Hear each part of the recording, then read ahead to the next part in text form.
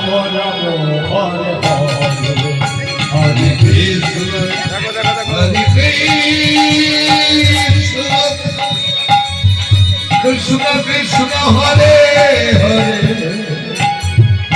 হরে রাম রাম রাম হরে হরে। কুমারীগণ দেবী পূজা সঙ্গ করে দেবীর শ্রীপাদ মধ্যে নিজ মনের কামনা বাসনা সকলে মা অমর তুমি তুমি আমার মনোবাসনা পূরণ করো মা।